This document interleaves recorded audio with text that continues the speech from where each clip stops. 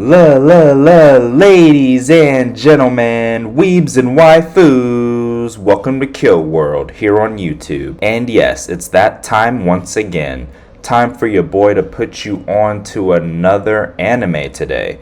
This anime has been popping up all over my algorithm for a little while now, and so it was about time I gave it a proper viewing. That anime is none other than Gachiakuta. I'll start by giving you an overview of the overall plot, and then we're going to do a little bit more of a deep dive into each of the 2 episodes that have been released already. So, the overall plot is a young boy named Rudo, right? He lives in the slums with a wealthy society among the tribesfolk population who descended from criminals exiled by society. Rudo detests the upper class's wastefulness as they often dump anything deemed trash, including criminals themselves, into a massive dump site below the town known as the Pit. Rudo was told by his foster father, Regto, that his biological father was dumped into the pit for a crime before he was born. One day, after rummaging through a dump site, Rudo returns home to find Regto dead. Apprehended at the scene, Rudo is immediately charged with murder despite his innocence. Due to his status as a tribesman, unable to escape his fate, Rudo swears revenge upon the people and is dumped into the pit, just like his father.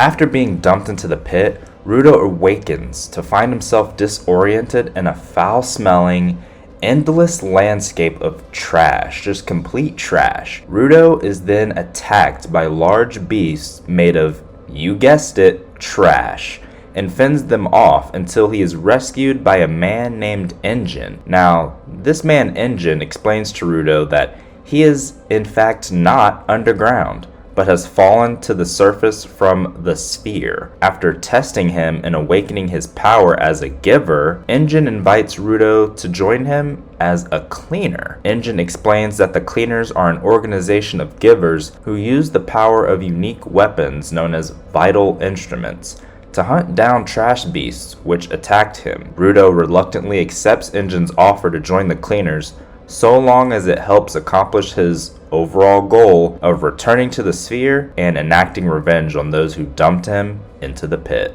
Now, as I stated earlier, there are only 2 episodes of this anime that have been released so far, and the 3rd one is on the way. And that was a general overview of the anime thus far. But now it's time to take out our Inspector Gadget magnifying glass and dissect each episode a little deeper. Now, in episode 1, it is established that the wealthy people, the Spherites, throws away trash, and the young boy Rudo makes a trash raid to gather things to fix and sell in the slums. He and the people of the slums are descendants of criminals, and they are called the quote-unquote tribesfolk. A group of boys mocks Rudo as his father committed a murder spree and was sent to the pit, an abyss where people are sentenced to after committing a serious crime. Now, Rudo suffers a mysterious condition on his hands and gets pain from it.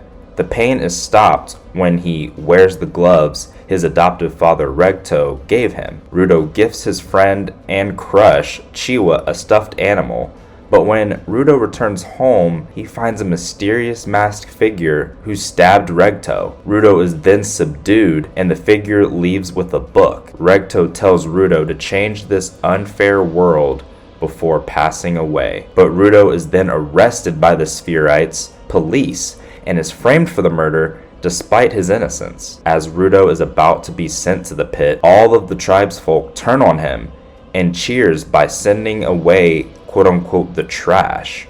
Rudo sees Chiwa among them, but she turns on him too and says he really is the son of a murderer before she leaves by dropping her gift. Enraged by her betrayal, Rudo is disgusted that his people are no different from the Spherites, and they themselves are the true trash. As he's dropped, Rudo swears revenge on the masked figure, the Spherites, and the tribesfolk, and everyone who betrayed him. Rudo wakes up in a mountain of trash and is met by a giant trash monster who attacks. So obviously, following the events of episode 1, our main protagonist, our boy Rudo, is feeling pretty damn betrayed by his own tribesfolk, you know what I'm saying? I mean, granted, they walked in on him in a room with a dead body, and he's kind of just sitting there flabbergasted and dumbstruck. And I mean, it was his adoptive father's dead body, bleeding out, right?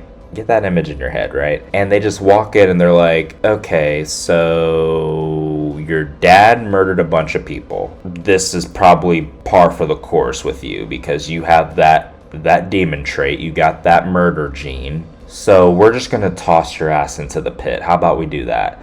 Now, I get it. It's a bad look. You walk into a room, you see someone sitting there with a dead body laying on the ground. You're going to jump to some conclusions. You're going to assume some things, let's be real. But in this great country of the United States of America, damn it, we have a little thing called due process. We have a little thing called the justice system. We have a little thing called the courts, the judges, the jury, all right? You're innocent until proven guilty. But in this instance, our boy Rudo is guilty until proven innocent. Now, in episode 2, Rudo remembers seeing a criminal being dropped into the pit, and a young Rudo, he overhears people talking about the impure tribesfolk, and he wonders why everyone is so concerned about the criminals, yet no one is concerned with what would happen if they themselves fell into the pit. Now, fast forward back to present day, Rudo is escaping from the trash beasts in the pit and wonders what the hell these things even are. He finds a skull in the pit and curses the Spherites for dropping him in there. He falls onto some trash and he thinks how his lungs feel like they're gonna explode if he breathes any more of the pit's toxic air. Rudo, with no energy left, sees the trash beasts, but as he has a vision of Regto in his mind, he gets motivated to fight back against the trash beasts. Meanwhile, a mystery man watches from afar, wondering if Rudo is really going to attack the trash beasts. Rudo lands a hit on one of them, but becomes unable to move. But before anything happens to him, the man saves him, opening an umbrella to make the trash beast explode. Rudo wakes up and is surprised at the sight of that man, who gives Rudo a mask so that he is able to breathe. Rudo asks some questions, to which the man tells him to shut the hell up and be quiet, but Rudo keeps asking questions, and the man gets pissed off and tells him that they're not underground, they're above ground. The floor is just made out of trash that the Spherites dropped on them. The trash beast notices their presence as they were both arguing. The man uses his umbrella to attack the trash beast with an attack named Umbreaker Octoshredder and wipes out all the trash beasts in that place.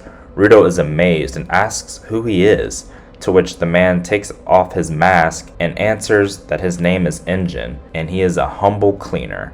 However, he complains about the stink and puts his mask back on. Rudo remembers a time when he was young and in which some kids hit him because he told them that objects are alive. He tells Regto, and Regto cleans him, telling Rudo that every object has a soul if you take care of it, even his gloves, and Rudo tells Regto he'll take care of them. Back to the present, Rudo is chained up and is being taken to some place by Engine. Rudo tells Engine that he wants to go back to the sphere, but Engine tells him that's not possible right now. Rudo doesn't stay calm and says that he won't stop until he's given answers, and Engine decides that he'll give Rudo a quote-unquote lesson on how living in the pit really is. Engine leaves Rudo on a place similar to a truck stop, and some people approach him and they're interested since he looks like a Spherite. And when Rudo confirms it, they get excited and take his chains off. Rudo says that they're better than Engine, but he ends up tied in a truck, with those men being human traffickers who hate Spherites and are trying to sell them. They add that when they sell Rudo to someone, he might get tortured or dissected before taking him. They feed him trash.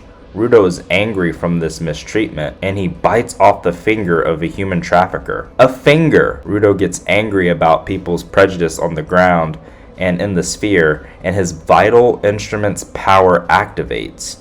The human traffickers are surprised about the fact that humans can also possess the power to give life and ability to their loved objects, making them givers. Rudo fights the human traffickers, but Injin stops him before killing the last one, telling him there's no need to go any further. Rudo wonders how and what he has done, and Injin tells him he did a test on Rudo to see if he has powers, and tells him that in exchange for information about the pit and Rudo's powers, that he has to join the cleaners.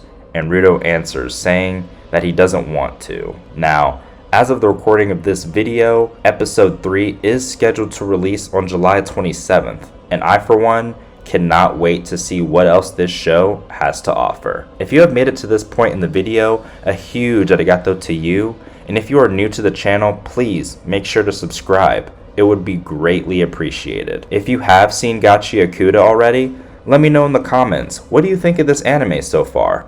I love hearing from you all. And in the meantime and in between time, sayonara.